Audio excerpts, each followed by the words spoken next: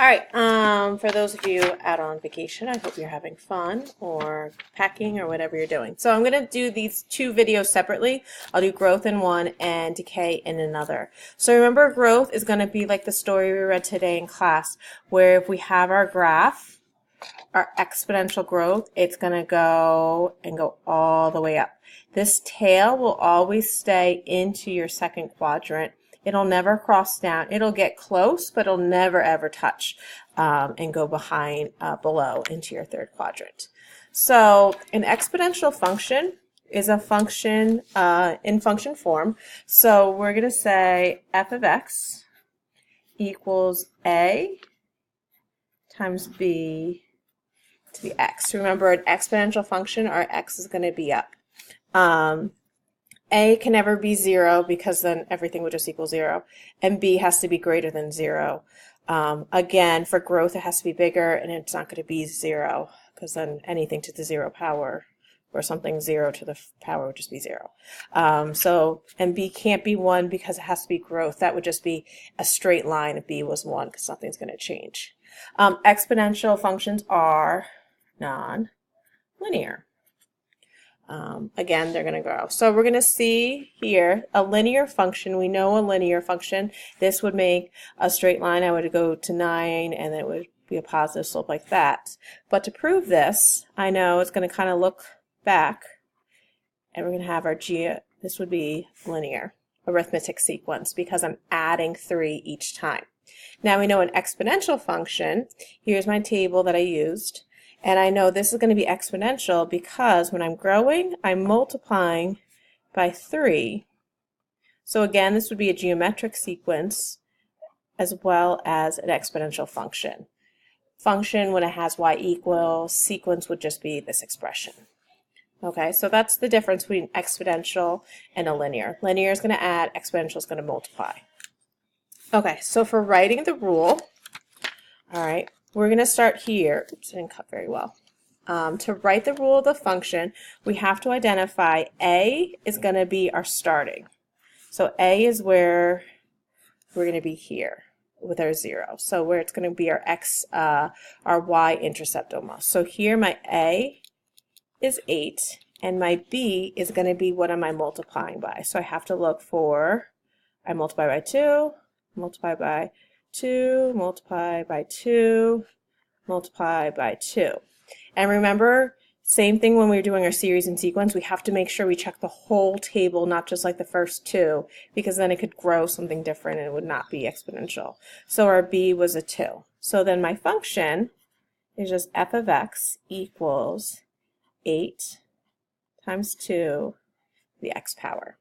Remember, our exponent is going to always be our variable. All right, so down here, my example 2, I have to find my rule. So I know I'm multiplying by 5. So that makes my b be 5. And my a, we have to look for the y-intercept, which is 125. So I know my equation, f of x.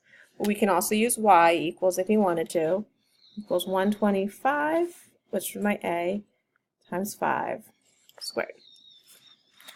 All right, so example 3 now, we have to think about what we're multiplying by, and I'm multiplying by, nope, not by a 9th, oops, by 3. I know what I'm multiplying by, sorry.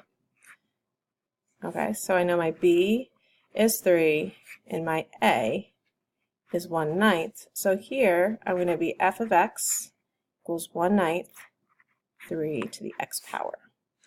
All right, again for growth, whatever is getting to the exponent, getting raised, always has to be greater than 0. Next up, we got to think about here. So here, I'm going to do my a first.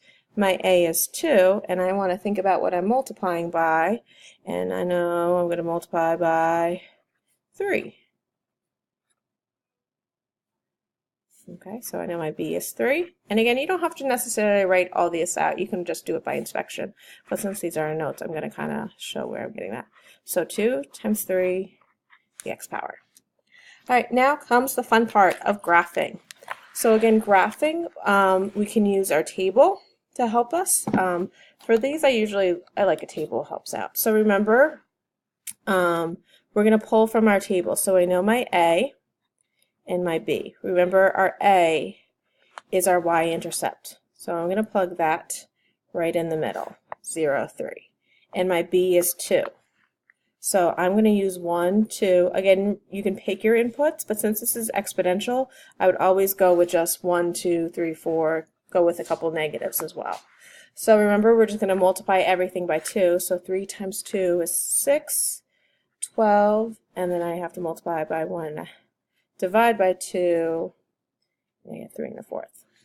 And now I'm just going to go plot this. So -2, 3 3/4, -1, 1 1/2, 0, 3, 1, 2, 3, 1, 6, 1, 2, 3, 4, 5, 6. And I can't even do 2 12ths. Most of the time you're going to notice, oops, that was kind of straight. This needs to be straighter.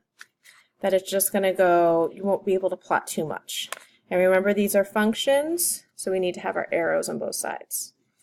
Okay, so now here, my A and my B.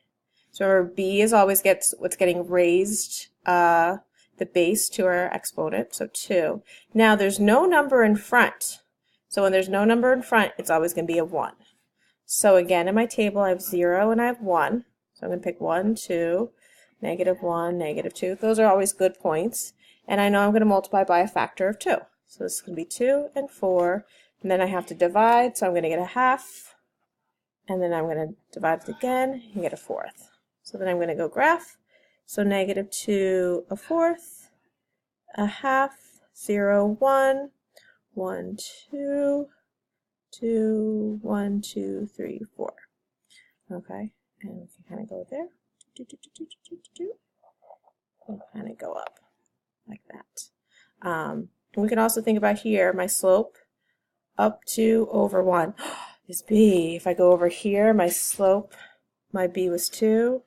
Sorry, my A was 2. So the slope doesn't really always work out with that. All right, so that is exponential growth.